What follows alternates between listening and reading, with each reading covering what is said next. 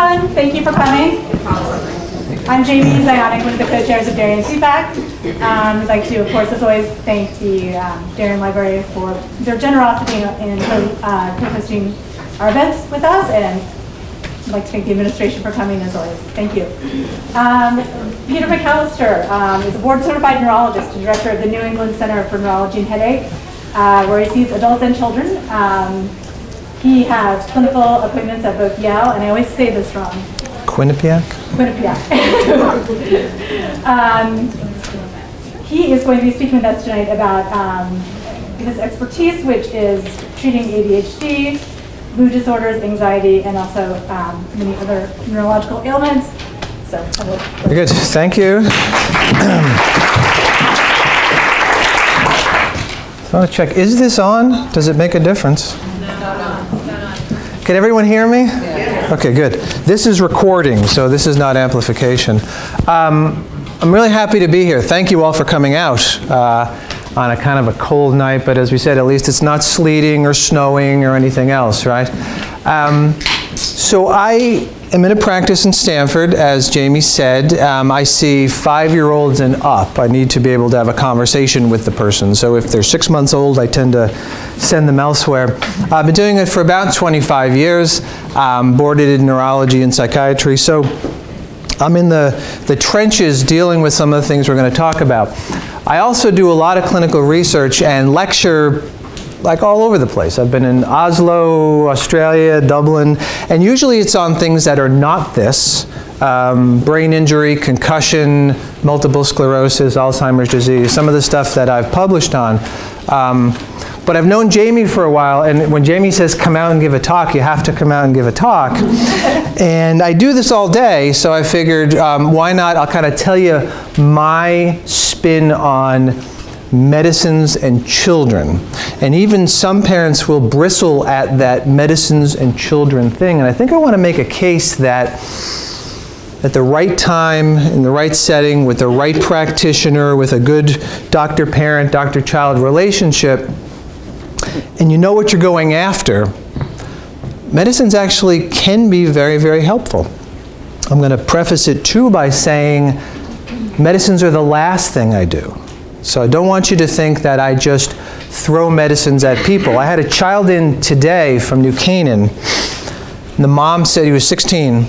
The mom said that when he was 4 years old, he couldn't sit still, he was easily distracted, didn't really make good eye contact, was sent to a psychiatrist in New Canaan, and the woman immediately said the child has autism, and the child needed to be medicated with Abilify, which is a potent antipsychotic. I couldn't imagine putting a 4-year-old on that unless they were coming at the parents with a knife repeatedly. And I said, did he have anger outbursts, or was there some real reason? He said, no, that's just what she said the disease requires. And that's not true at all. So she got better care, ultimately got him off of that medicine, and he was medicine-free right up until he needed something. And now he's on something, and I'll get back to that a little bit. So at our center, which is right on High Ridge Road if you're familiar with Stanford, I must tell you that I borrow your town every day because I live in Rowayton, so I go right up Mansfield and cut over, so thank you.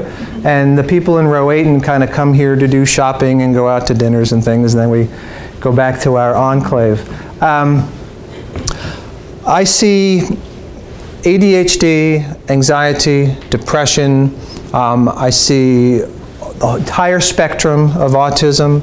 I see them when they're mixed with other things such as seizures, traumatic brain injury, wheelchair bound from some neuromuscular disease, spinal cord injury, etc. So I see a lot of kids with this, and since I've been doing this for 25 years, I've seen them transition into adulthood.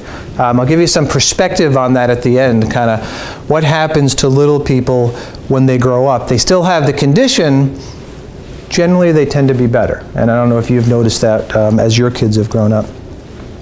So ADHD, attention deficit hyperactivity disorder, I don't need to tell this crowd. It used to be confusing because I would say that ADHD, and a parent would say, well, no, my daughter has ADD, and that's different from ADHD. And it turns out after 1994, they said, the heck with it, we're going to call it all ADHD.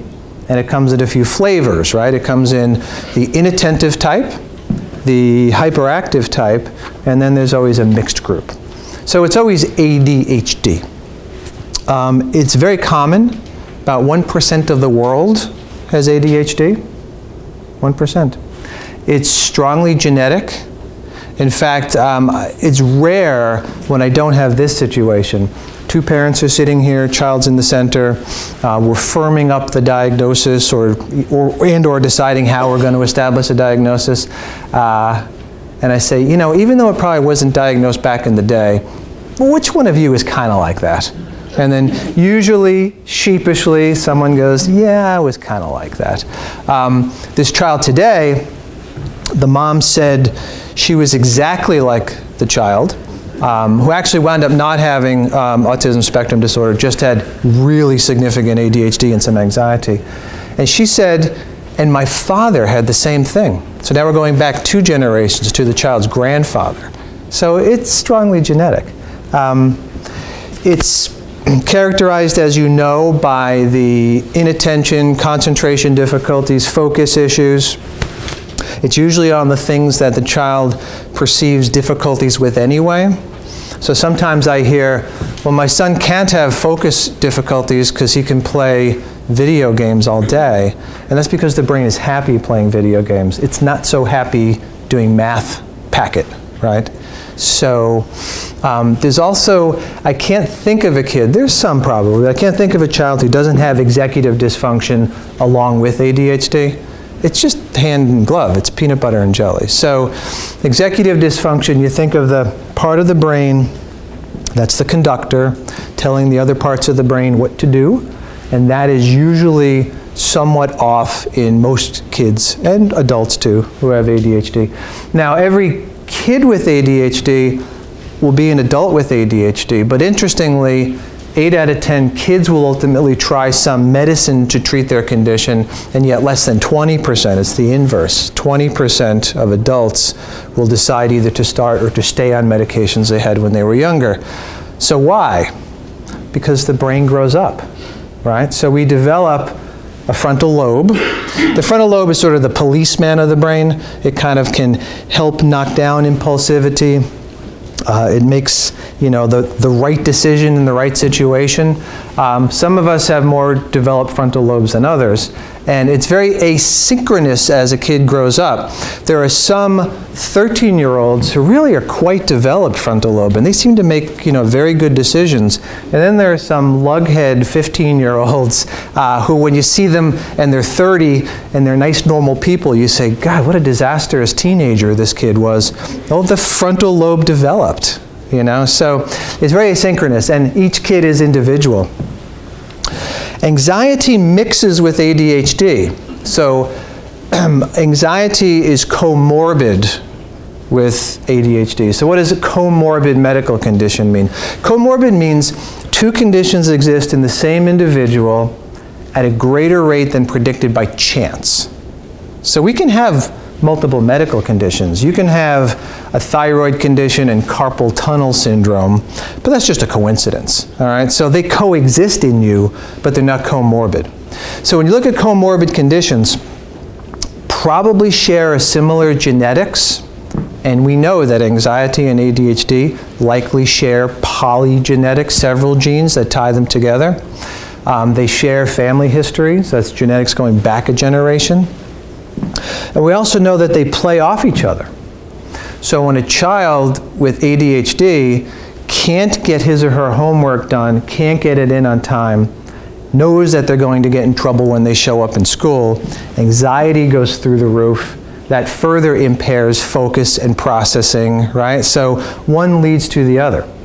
So if you have ADHD, you're much more likely to have anxiety than if you don't have ADHD. So that's a comorbid condition.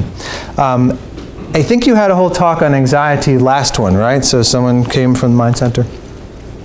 I find anxiety fascinating. I had another boy today who was at Eagle Hill and went through a period where he had a specific phobia for fire alarms. He was worried that the fire alarm was going to go off. Whenever they had a fire drill, he would have a complete meltdown. He did a lot of self-stim stuff whenever he thought about fire alarms. And he needed to be medicated. And the medication, and it doesn't always, but the medication worked wonderfully well for him. And after a couple of years of brain development and we did some CBT, we were able to take him off the medicines and he's no longer taking it. But think of anxiety as something that we all have to variable degrees, driven a lot by stress. And it's not always a bad thing in small aliquots, right? So if you are anxious about not doing well on the test, well, you're going to study for the test, right? So a bit of anxiety and a bit of stress actually is quite useful. So a disorder is when that particular thing, that phenotypic expression, is getting in your way. So there's generalized anxiety, in which their mind is racing, they've got worry brain, it impairs their sleep, they're worried about bad guys, they're worried about any and everything, can't sleep alone. There's social anxiety. I see a lot of that. It's one of the main reasons why a kid may not want to go to school. It's not necessarily the work, it's just being around peers. It just makes their skin crawl. That's social anxiety. Specific phobias can be any number of things. Fire alarm was one example. Obsessive compulsive disorder is sort of a variant of anxiety in which one obsesses about things and has compulsions to do things, repetitive things. And cognitive behavioral therapy can work on that as well. Both of those conditions are increasing, and there's some speculation as to why. I think part of it is we're better at diagnosing, but part of it is also, I think, social media. As far as anxiety goes, and I only say this half jokingly, it's tough down here in Lower Fairfield County, right? I mean, it's hard to be a kid anyway. When you're trying to form your brain, your resting default mode network, the collection of neurons who tells you who you really are, or deludes you to believe that there's a reality in there. It's really just neurons squirting, which is kind of odd and philosophical and existential to think about. But factor that in on Darien, which is a lovely town of very successful, very intelligent, very driven people who want very successful, very smart, very well-driven children to excel at lacrosse and to do this and to do that, and boy, that's tough. And then you've got social media. Like, who are you to the world? And what if you're not perfect like everybody else is on TikTok or on Facebook or anything else? I mean, I think it's tougher than generations ago. Depression in children, I see that. I had a boy who had passive suicidal ideation today, and in adolescence it very much mirrors adults in that women have more depression than men. My wife thinks we do it to the women, perhaps, but in adolescents and teenagers, about 20% of girls will have depression and about 6 or 7% of boys. With anxiety, boy, I think a quarter to a third of school-age kids can fit a diagnosis of one of those anxiety disorders I talked about. That's a lot. And then ADHD, it varies depending on the studies you look at. It's about 9 to 11%. It's rising. And again, there's maybe a number of different factors. So what do you do when you have someone who's got more than one thing? I think I can treat anxiety pretty well. I think I've gotten pretty good at ADHD. I can treat depression.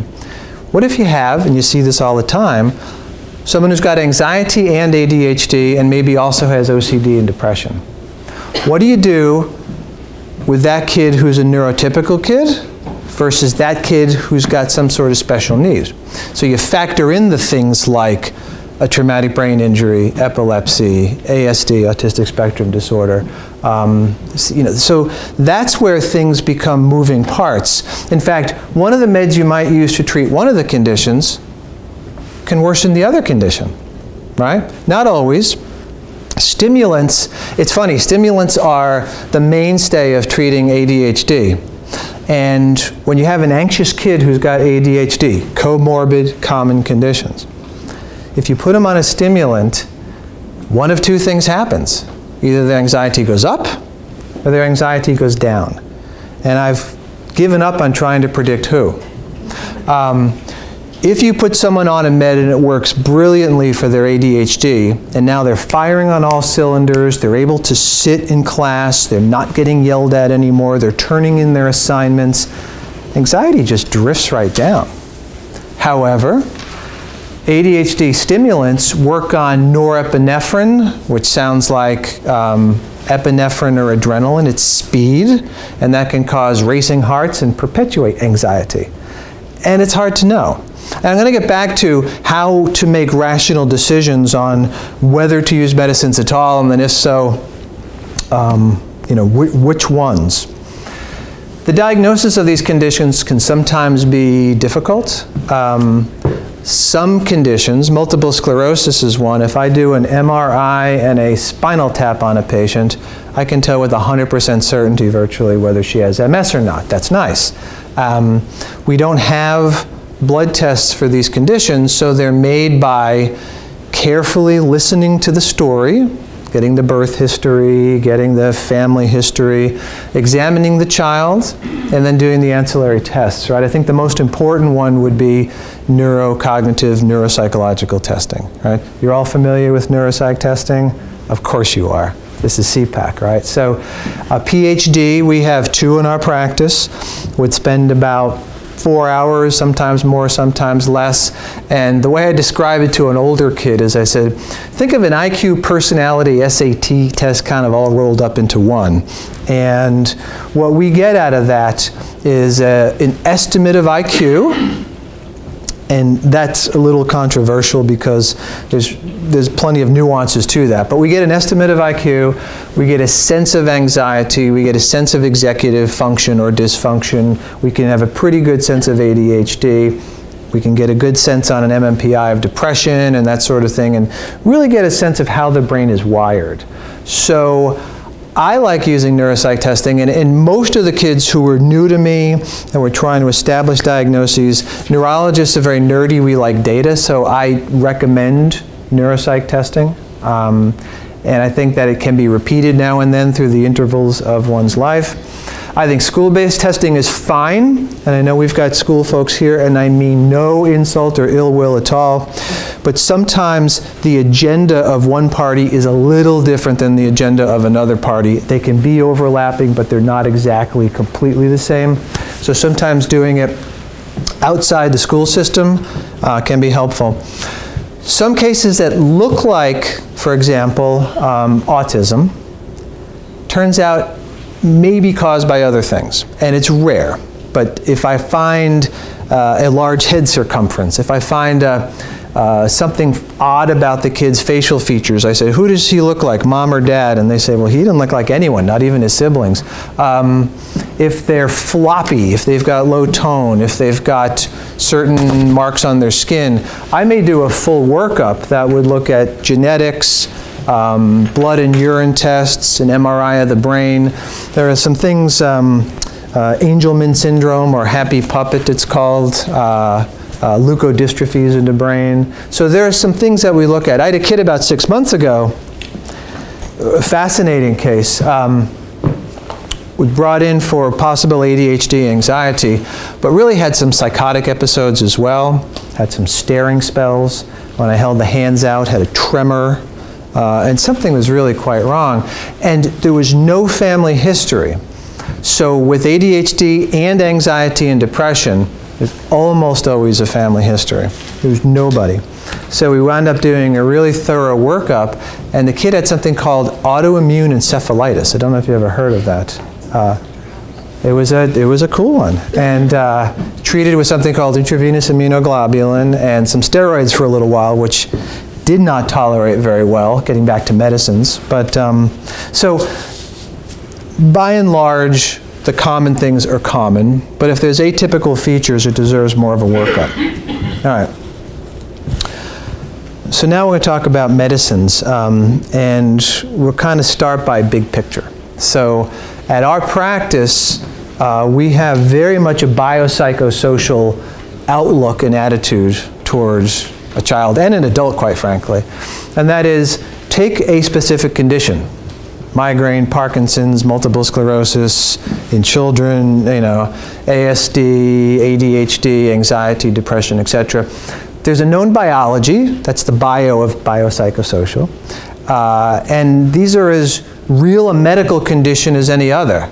I think it's absolutely ludicrous that we arbitrarily use the neck as our dividing point, don't we? So if you have a condition below the neck, we call that a medical condition, but if you have a condition in the brain, that's often labeled a psychiatric condition.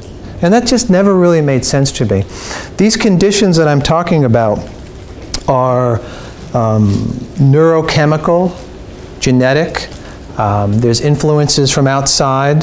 There are things that happened over the course of one's life. Trauma, for example, and PTSD alters brain function. But these are as real as any other medical condition and should be treated as such. And any stigma should be just kind of wiped away. So we think of the biology, but then the psychosocial part is we take in what's going on with the kid and what's going on with the family dynamics. And sometimes the treatment of anxiety isn't Prozac, it's family counseling, because dad has a anger management problem, or mom drinks too much and gets in fights, or whatever else, right? So we take all that in. When I'm looking to treat somebody, we always have to have a reason to treat. So we don't treat someone just because they have ADHD. It's a non-lethal condition. One will grow up with ADHD without me intervening. We treat when it becomes a problem, right? We don't want a child to have difficulty in school, difficulty in peers, being ostracized, etc. Just like a kid with Tourette's or even motor tics, we don't treat those unless the kid's getting picked on and people are making fun of him or her, then we treat, right? So first of all, we don't have to treat. When we treat, I always look at medicines last, as I said. So we start with lifestyle. What's going on with the kid that we can modify things a bit? When it comes, for example, to ADHD, the biggest difficulty, particularly in older kids, is sleep, right? So study done on college kids who were assessed with very brief neuropsych battery and did not have ADHD, and then they were forced to stay awake 24 hours, and they retested them with the same battery, and they all qualified for a diagnosis of ADHD. All right, so sleep is our secret weapon, and again, because of social media, because of binge watching Netflix, because of video games, because you get back and it's 9:30 at night, you have to eat something and do 2 hours of homework. I mean, it's awful. And the amount of homework kids get, I could editorialize on that, but I'm not a big fan. If a kid is not getting adequate sleep, it's going to make their situation worse by and large. Not always. There's a small group of kids and adults who can do well on a little bit of sleep. But the particularly most vulnerable, you would think the younger kids, I think the particularly most vulnerable group is not the older teenagers and not so much the youngers, it's that middle school to early high school. Because if you look at brain development at that point, it is going crazy. So in the spectrum of brain development moving like this, around 12, 13, little different in boys and girls, it takes off like this, and then it levels off again in the upper teen years. So quite frankly, I think that a 13 and 14-year-old needs more sleep than a 9-year-old. Think of the brain. Sometimes, just for the fun of it, if the parent and kids are sitting there, I'll say, guess which one of us in this room has the most brain cells?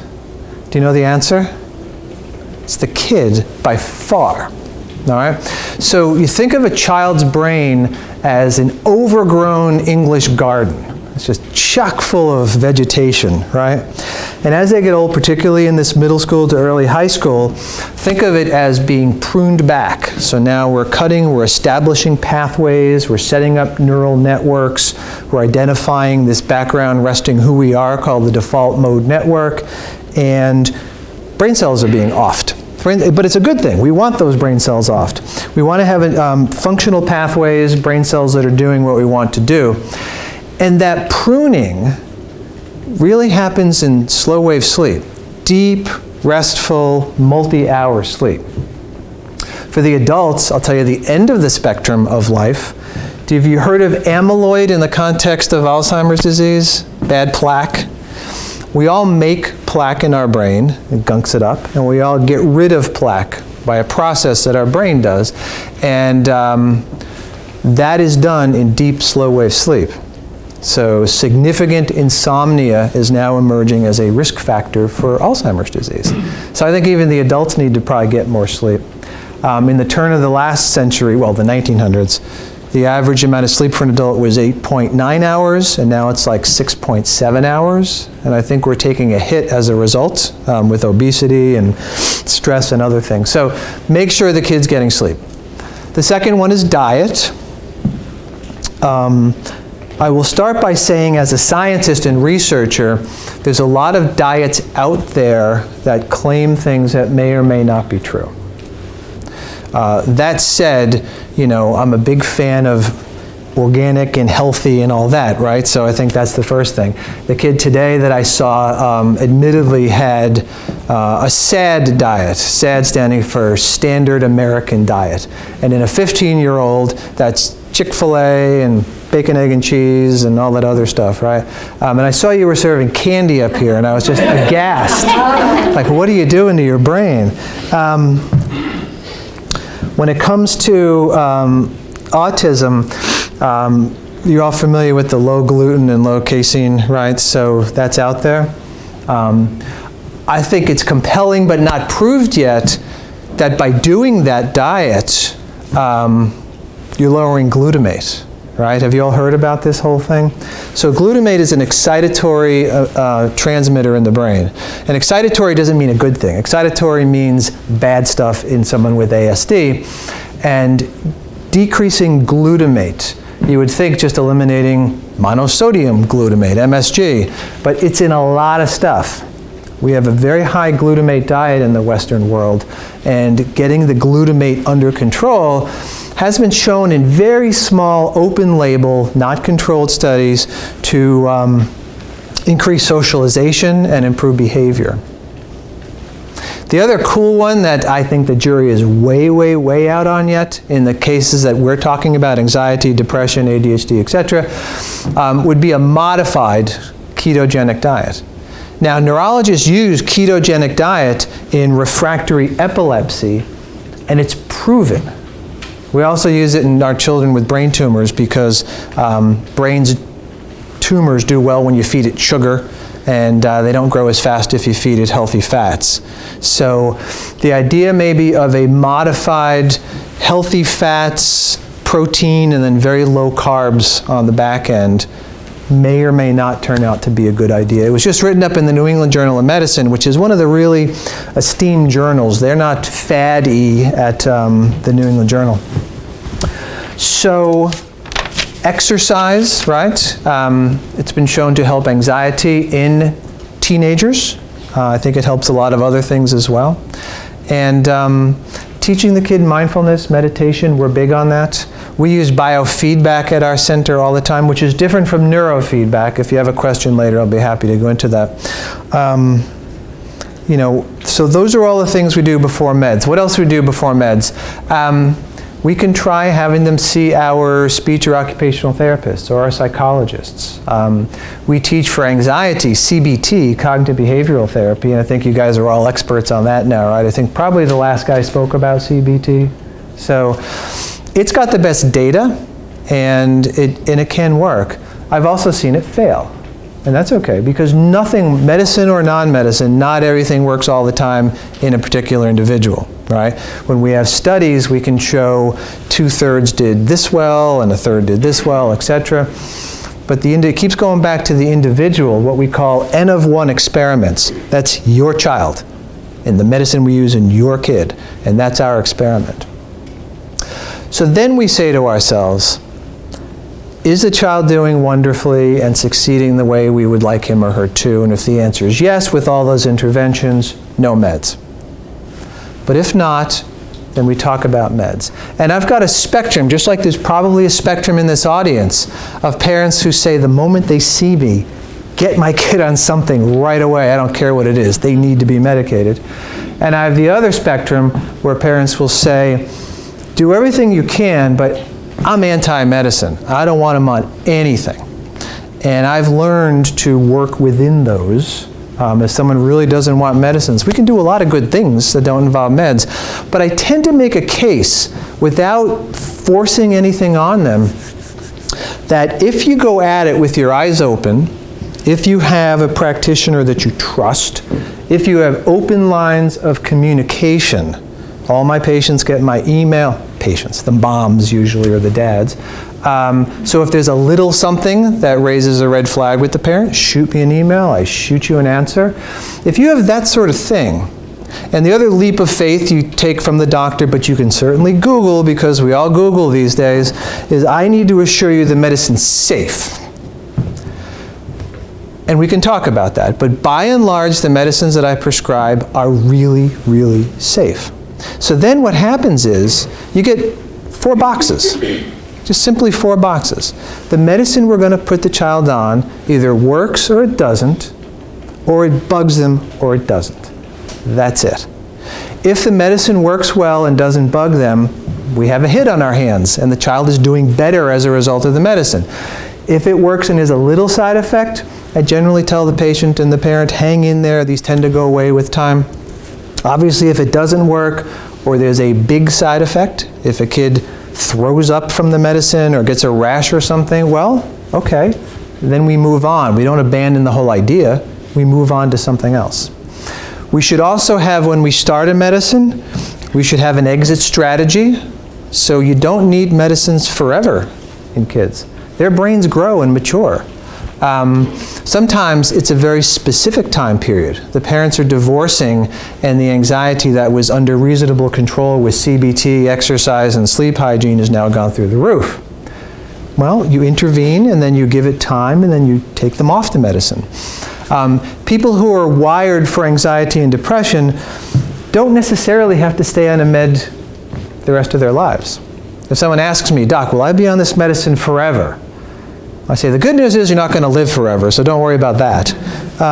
But generally, with one exception, you can be on a med for a while and then feel better, talk to your practitioner, have the dose, quarter the dose, get off the medicine, and let's say 4 or 5 years later, something else came up in your life, everything flared up, you go back on it again. And you're on it for a year or 2 and you go back off. And so over the course of 30 or 40 years, instead of being on a medicine for 40 years, you've jumped on and off at points that were necessary, and you made the most of the medicine at that time.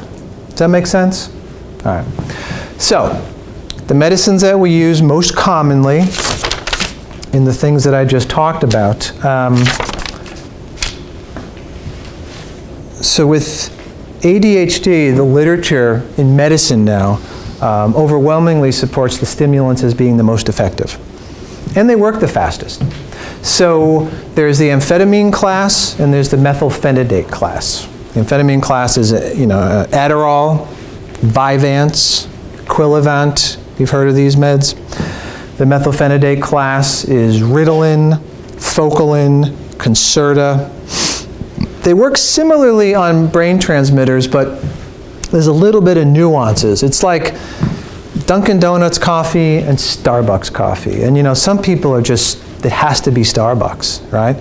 They're close, but there are some kids who you put on the amphetamine class and they don't do well, and you switch them over to the methylphenidate class and they do really well. So again, that's one of those things where you have to be in touch with the practitioner, observe your child, talk to your child, etc. The downsides of these medicines. So stimulants are really, really safe. They're safer than Tylenol if you look at morbidity, that is dying. Why are they a scheduled drug, right? So you all familiar with what a scheduled drug is? Most drugs are not scheduled, but the ones that can be habit-forming or dangerous or abusable get a schedule, and it goes from 2, 3, 4, and 5. We can't do ones, we can't write those. That's like heroin and LSD.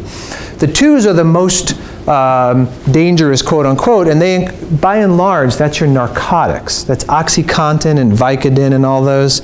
Well, interestingly and historically, I'll tell you why, the stimulants are up there as class 2, really restricted drugs, meaning you can't phone it in, you can't give refills, you guys have to show your ID probably when you go to Greaves or to CVS. The reason is, historically, the FDA said, well, these drugs are fine when you take 1 or 2, but if you take 30 and you grind them up and you snort them, it's like cocaine. And there have been kids who did that, because what are we giving it to? We're giving it to teenagers. Weren't we all idiots when we were teenagers?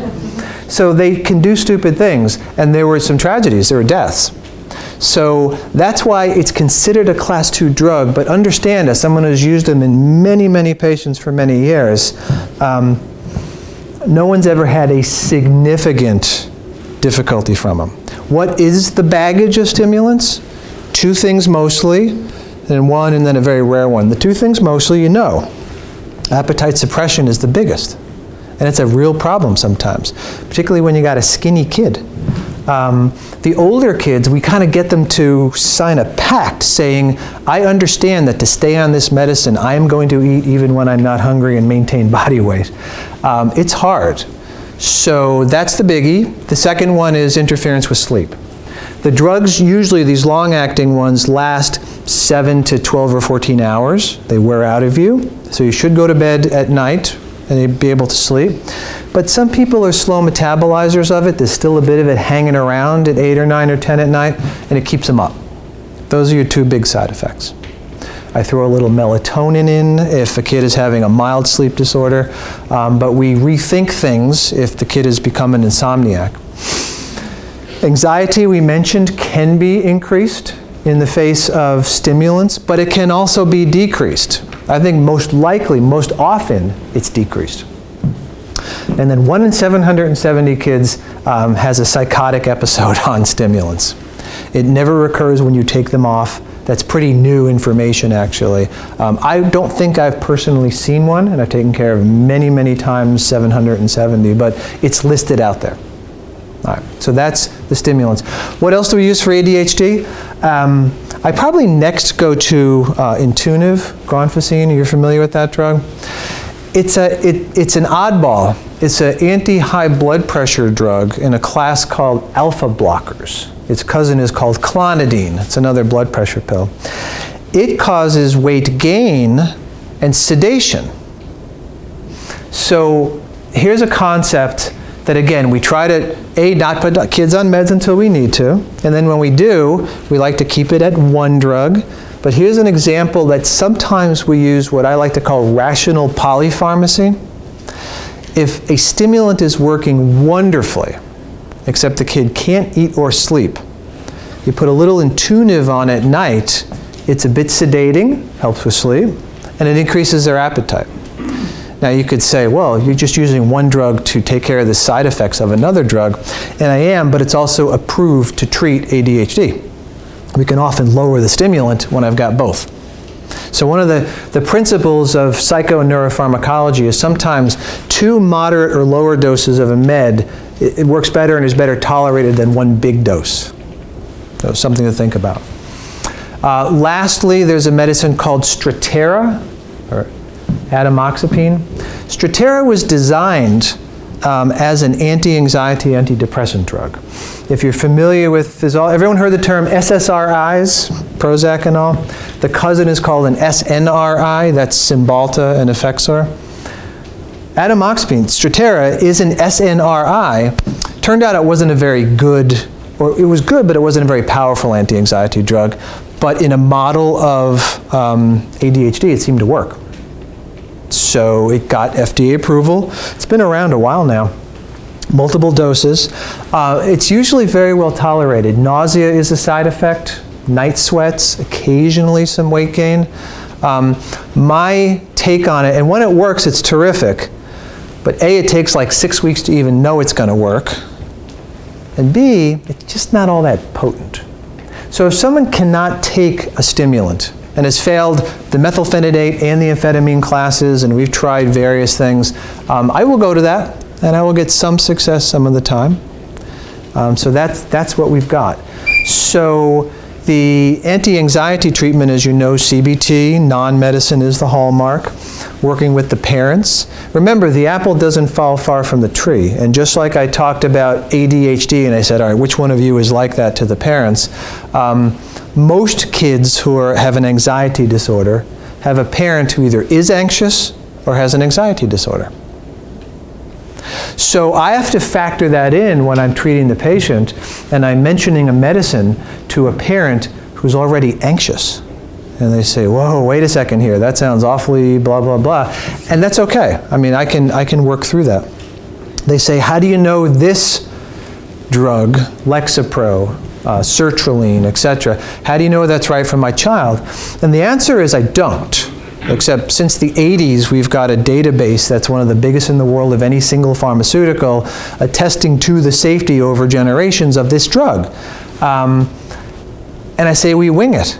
Because, you know, to be perfectly honest, medicine is part science, it's part art, it's part guesswork. We are trying to get a little better at identifying who would respond to what medicine by taking a little swab inside the mouth. When sending it to a lab, there's several. The one I like to use is called GeneSight.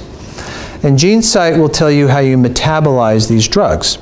And just like there's different heights and eye color, etc., we break down drugs differently. So for you, Lexapro might be fantastic, and for you, Lexapro might be in the bad category because you barely break it down and you're going to feel kind of toxic on it, right? Now the thing is, some parents say, give me the GeneSight, I want it, and use it as an absolute Bible. It's not. It's a very rough roadmap, and we're still working things out. So every now and then, I am like the 5th or 6th doctor, and the parent comes in with the list, and there's one in the bad column, don't use this on the kid. And I say, well, you've tried all these, let's use this one. And they say, oh, you can't, it's in the bad category on the GeneSight test. And I say, I know that. Let's try a little tiny dose. And it often works, but no one else has tried it because it's in the bad column. So we use it as a rough map. It's not fully been worked out yet, but if you want to ask your doctors, I want to try that GeneSight, you'll get a nice printout of ADHD, anti-anxiety, antidepressant, antipsychotics, narcotic pain medications, and how the individual metabolizes them. Pretty handy. My go-tos for social anxiety tend to be sertraline or Zoloft. I think there's good literature on that. My go-to for OCD tends to be fluoxamine, which is Luvox. Again, I do clinical studies. A clinical study proved its efficacy compared to a placebo, right? Take 1,000 kids across the country, have a condition, say OCD, give half of them Luvox, half of them a sugar pill. It's blinded, so that the kid doesn't know what he's taking, I don't know what he's taking, and at the end of 3 months, 6 months, however long the study is, statisticians break the blind, and what you want to see is your drug works this well, but guess how well the placebo works? That well. And it's amazing. I mean, I wish we knew how to use placebo, we wouldn't need medicines. What happens is, though, the placebo, because we can all be reasonably faked, normal people want to get better. You give them a pill, even bigger placebo, you give them a shot of something, and they'll feel better for a while. The placebo usually wears off, but the placebo is profound. I was the principal investigator that got Botox approved for the treatment of chronic migraine. 15 headache days a month, 30 headache days a month. And one of the studies we did was not double-blind, but single-blinded, because you want to see who was going to be a placebo responder. So I injected people with migraine with water. And they didn't know. They were told that there was a chance it was Botox and a chance that it was water. And they signed a consent saying, that's okay with me. Well, everybody got water. And just to show you about the placebo effect, patients would come back to me and a lot of them would say, my God, my migraines are so much better. I can't believe this. And the other thing they said is, everyone at work thinks I look 10 years younger. So they were having a placebo cosmetic effect. Now, adults have a placebo response. Children have a placebo response on speed. So it's really hard to do research on kids because for a while, and a while is usually 3 months or so, almost anything you give a kid will improve things. And that makes it hard for the clinician because I put someone on something and a mom says, oh, he's doing really well on this, and then it all crashes. And I wonder if something happened, or was he just a placebo responder earlier and now it's nosedived? So these are the things you think about. For depression, we use the same drugs as anti-anxiety. Depression is the one that I take all of this quite seriously. Depression is the only one that can be lethal, right? You don't die of ADHD, but you can die if you kill yourself. Depression kind of can come in two major categories. The more common one is people who are down, who feel hopeless, who feel they don't want to go out and socialize, etc., but they're not frankly suicidal. That's the most common group. Then there's a group who is actively suicidal, and the only reason they're still on the planet is because they're on medicines that stop them from doing it and have, psychological intervention. Those people probably need to be parked on a med and not taken off it. But the rest of the world, as their depression changes, lightens, because it kind of goes like this over the course of one's life. If you have bipolar disorder, the antidepressant medications can not only not work, they make it worse. So if you put somebody who's got bipolar, 1 or 2, on an SSRI, or worse yet, an SNRI like Cymbalta, it can worsen their depression and induce their mania. So it is important to, and there are children who have bipolar disorder. I take care of a bunch. We use medicines that are mood stabilizers in that group. Lamotrigine or Lamictal is the most common, and it's a reasonably benign. Its big thing is 1 in 200 kids can get a real head-to-toe rash. It can be pretty bad. So that's one, unlike the other one, so I kept saying safe, safe. Lamotrigine is one that I really think about and discuss with parents before I put them on it. And then there's the antipsychotics. So just like this boy I told you in the beginning, when he was 4 years old, somebody put him on Abilify, a potent antipsychotic drug. We sometimes use them in significant depression, anxiety, and we sometimes use them in autism spectrum disorder. Why? It's when the outbursts, behavior, violence to self and others gets to the point where an intervention is necessary. And that's the only time I would use it. The only drug approved for autism, anyone know? Risperidol. So risperidol is an antipsychotic that's been shown to decrease some of that stuff that I just mentioned. We'll be starting a study actually in June on an analog of something called oxytocin. So you may know oxytocin as like the friend hormone, right? So when you're first dating, it's not oxytocin, that's dopamine. That's like cocaine. So you're dating and it's exciting. Then you're shacked up or you're married or something, and later the hormone, mostly when you get together, is oxytocin. It's friend, that type of thing, socialization. We hope that still there's a bit of dopamine hanging around, but So oxytocin is important for social cues and socialization and eye contact and things like that. So we're going to look at a study. There's a drug that made it through a phase 2 study, which is similar. It works on something called vasopressin. It'll be a nasal spray. So there is some interesting stuff coming out to treat that condition. And the cool thing is, as we're really sorting out the genome and we're getting a better sense of psychoneuropharmacology, there's some really neat stuff coming down the pike. So it may be in 10 years we'll look back and say, oh, how primitive we were in 2020. I hope so, because we're doing fancy stuff on other disease states with monoclonal antibodies highly successfully, stem cells successfully, stimulators in the brain and other parts of the body reasonably successfully. So I'm going to kind of stop now. This is how I approach treatment of some of these conditions we talked about. It's deliberative, it's measured, it's hopefully well thought out. It involves parent buy-in, of course, because these kids are under 18. But I think that I have to be a bit of a salesperson. And of course, I'm not wedded to any one drug, right? It's whatever is right at the time. But I have to close the deal with the parent. I have to convince them that I think this might be a good idea and why. what we're looking to accomplish, what the side effects are, and how we'll handle them if they come up. And I think if you do that, and you've got good back and forth with your clinician, medicines can be useful. What I see too often in pediatrics is underdosing. Little people, we start with little doses, but the other thing I say sometimes when there's a group of us in my office is the parent will say, well, you know, this has to go through their liver, etc. And I say, yes, of the three of us in this room, who do you think's got the healthiest liver? It's the kid.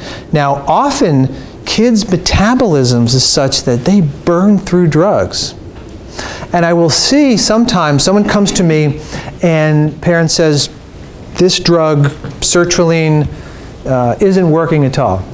And I look at the dose and it's 25 milligrams, let's say in a 12-year-old. And I say, you know, 25 milligrams, has he ever gone up on that dose? That's a starter dose. And they say, no, the doctor said that is the dose for them.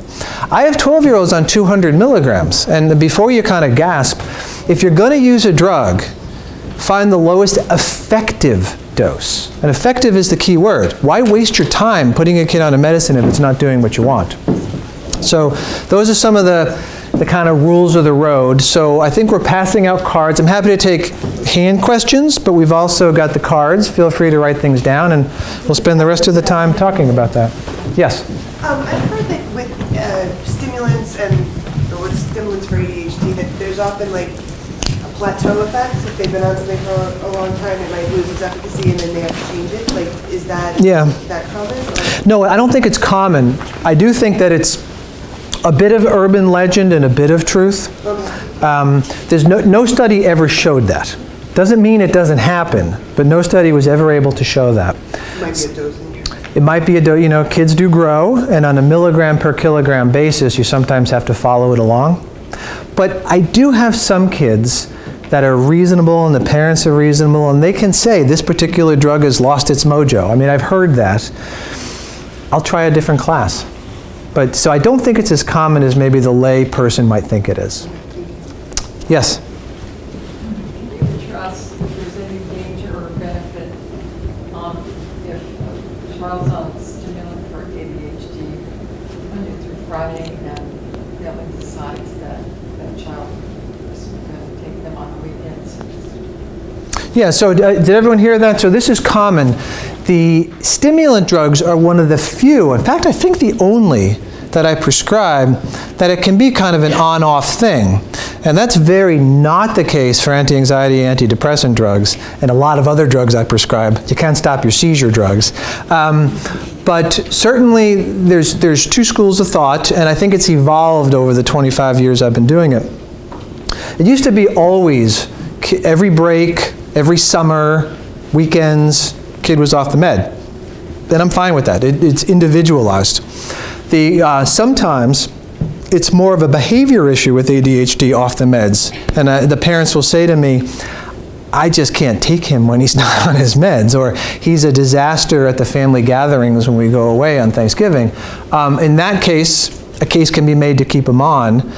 If a kid is having a very chill summer, hanging out at the pool, etc., you don't need a stimulant. But if a kid is going to robotics camp or something, then he needs a stimulant, right? But I'm perfectly fine with coming off on weekends and holidays and things.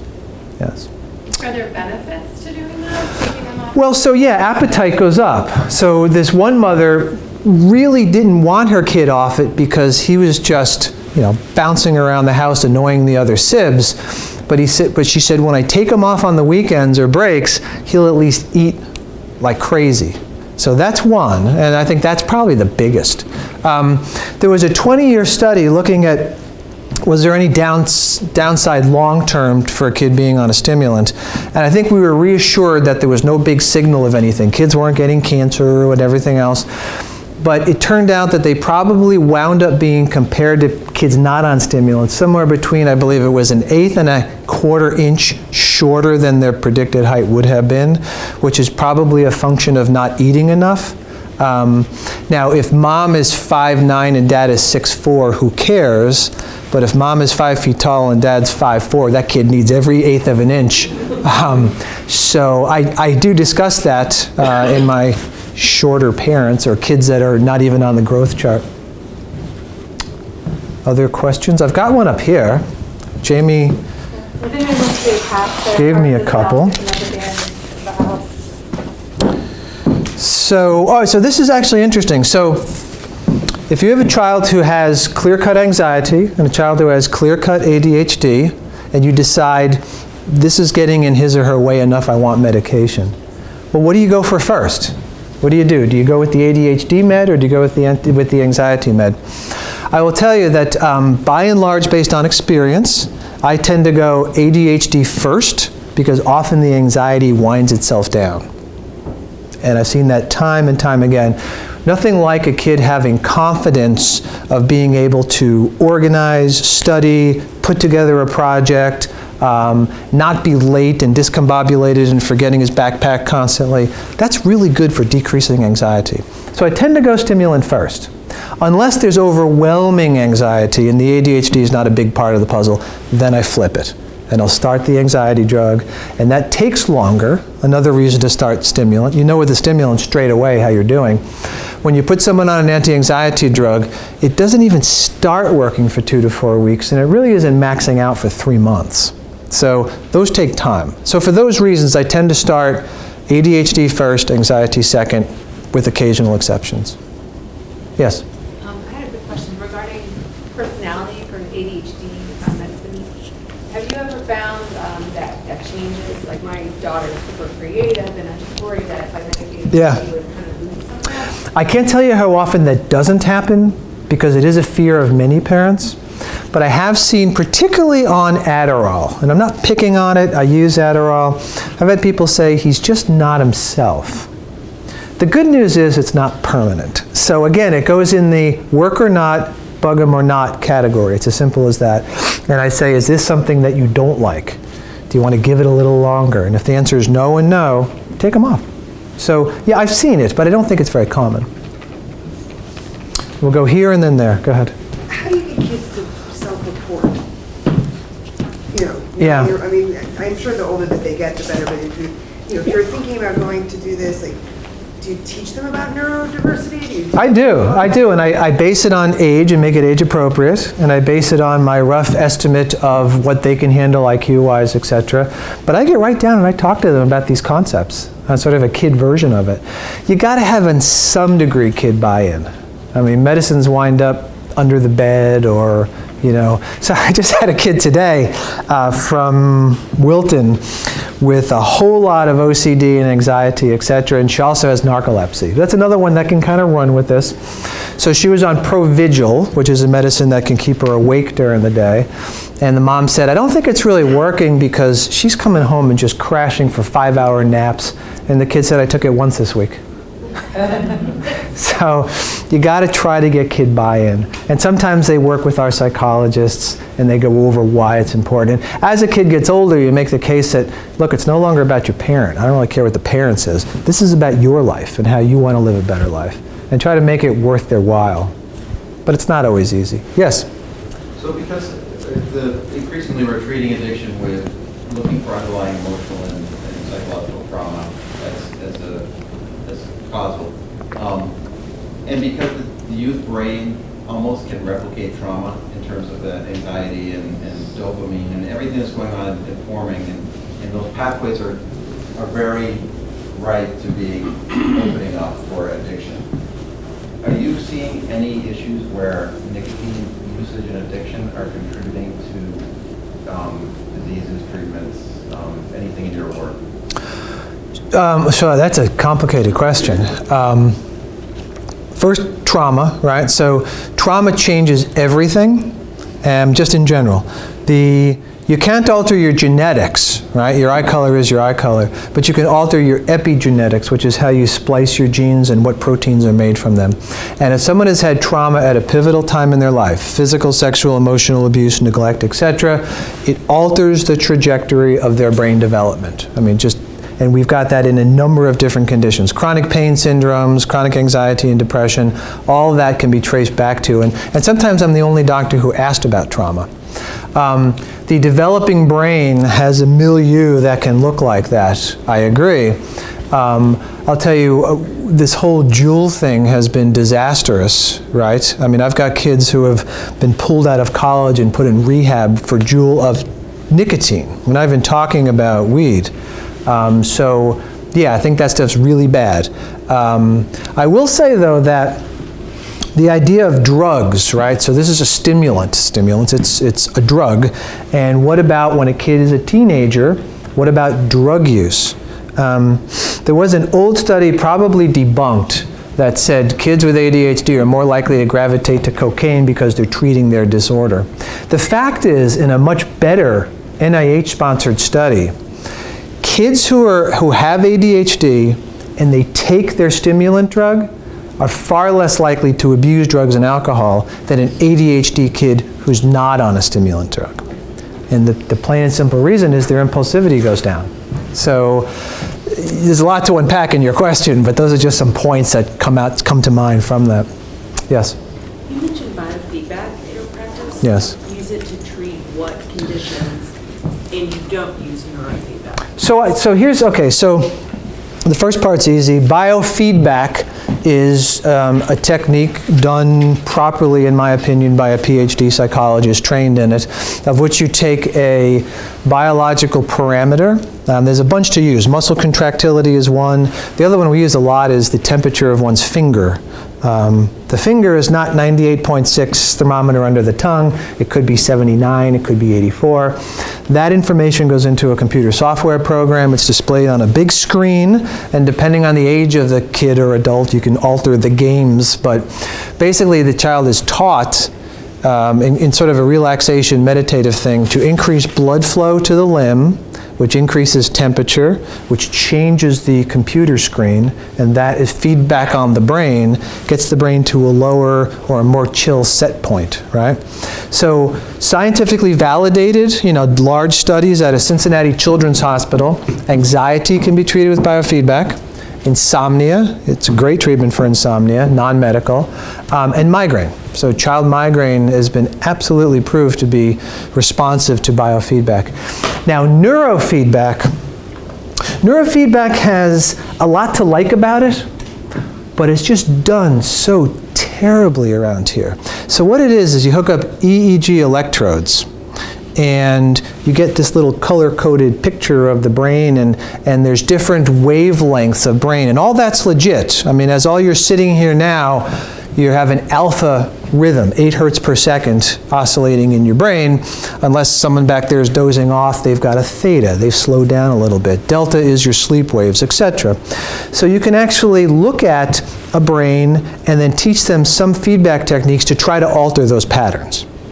However, it's become gimmickicized. Chiropractors, social workers, people who do not have any advanced degree in neurophysiology are buying this to make money, and they're ripping off parents. And they'll even say things, the parents will come to me and they say, look at my son's alpha-delta ratio, my goodness, how much better it is. And I say, well, is he better? No, but look at this picture. And it's pure nonsense. So at a university setting, neurofeedback can be a useful tool. It just hasn't made it around here. So that's my issue with neurofeedback. Other questions? Oh, I got a few here. I'll give you guys questions. What about supplements like fish oil? Big fan. The literature is very weak. So do we have studies that I can quote saying that fish oil is good for you? We don't. Other than burping, I think that it's pretty well tolerated. I'd rather get things into diet whenever possible as opposed to supplements. So if you eat salmon, if you eat avocado, right? In our Alzheimer's patients, we have them take a teaspoon of pure extra virgin coconut oil twice a day, because those medium chain fatty acids are really good for the brain. That's why ketogenic diet can help conditions like epilepsy, maybe autism, maybe not. Because you get into a ketotic state and you're feeding your brain fats. So I'm fine with it. Do you ever do testing that looks at a child's microbiome or look at mitochondrial dysfunction?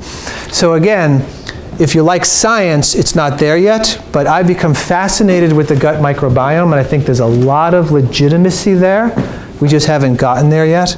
Parkinson's, they have an altered gut microbiome. People who have bleeds in their brain, there's something that the gut microbiome does that produces this elastin material that makes those blood vessels weak. I mean, it's fascinating, right? There's 1 trillion of them, the bugs in our gut. They need us, we need them. And we used to just look at them under a microscope and say, you're the purple-colored ones, you're the red-colored ones. But now we've got genetics of microbiome, and we know that it's even more accurate identifier of who you are than your fingerprint. So all that said, and there's a lot of like basic knowledge that's been done yet, and how does it translate? We have no bloody idea. Unless you have C. diff and you go on probiotics. We don't even know if probiotics work outside of C. diff, if you want to be completely honest about it. So I was talking to one of the world's authorities on the gut microbiome, who's an autoimmune specialist at Dartmouth. And he was telling me fascinating stuff, giving me just facts that were blowing me away. And I said, okay, so now what do we do about it? And he said, green leafy vegetables? I mean, so it's probably real, but we're not really there yet.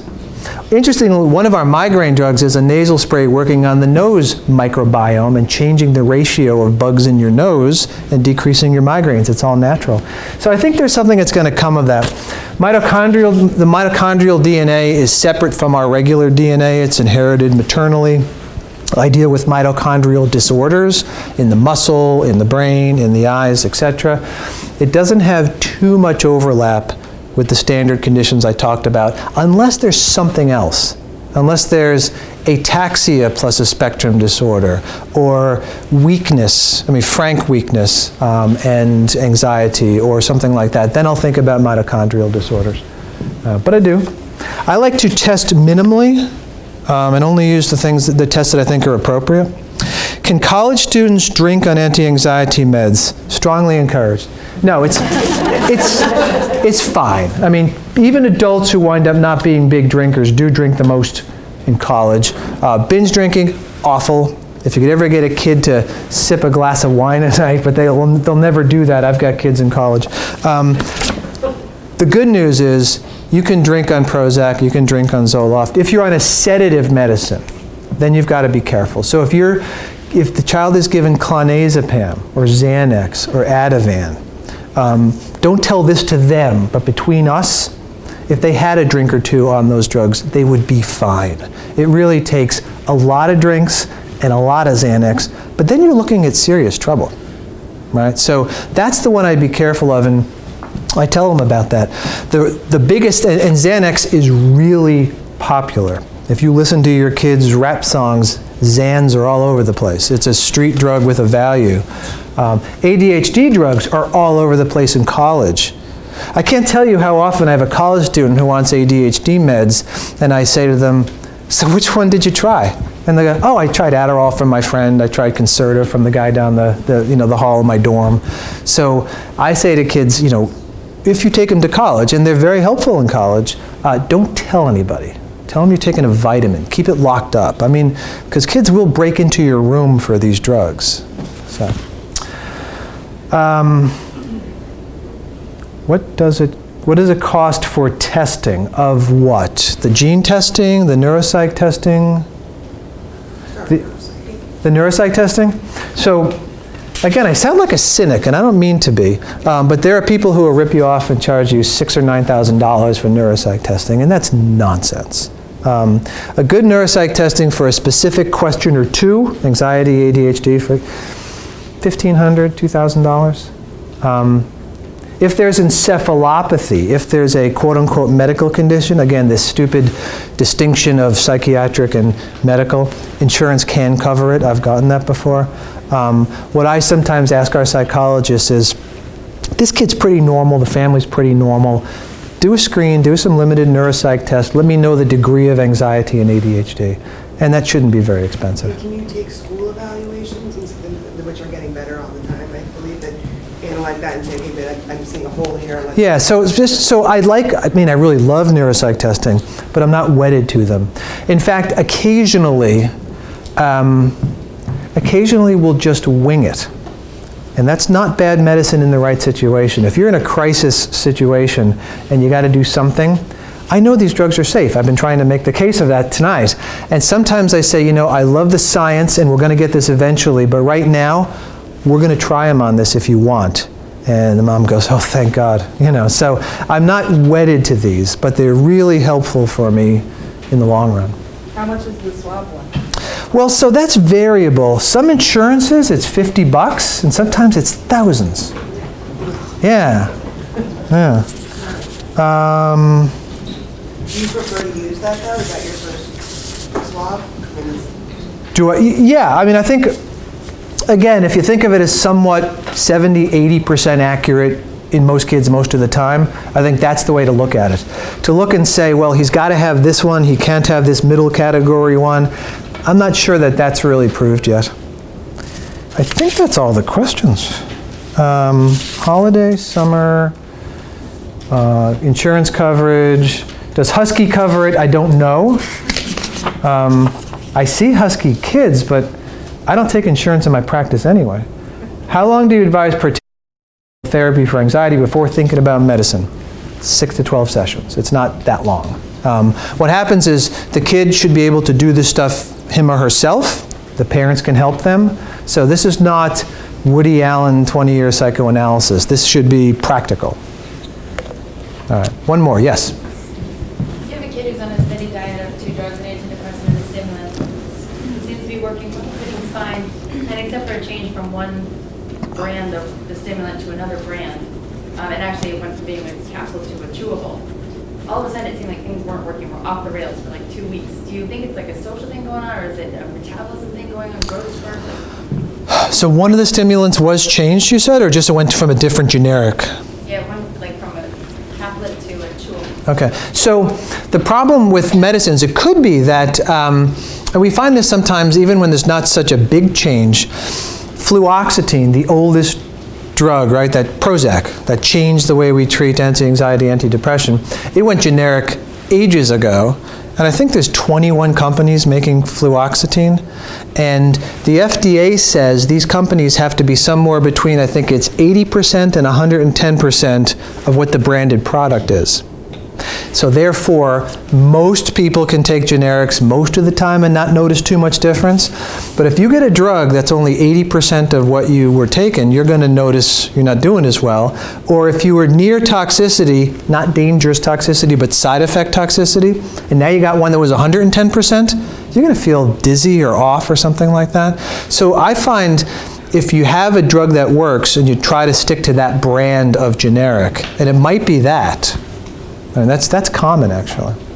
So, all right, so we're going to pack it up now, but thank you for your attention. I appreciate it.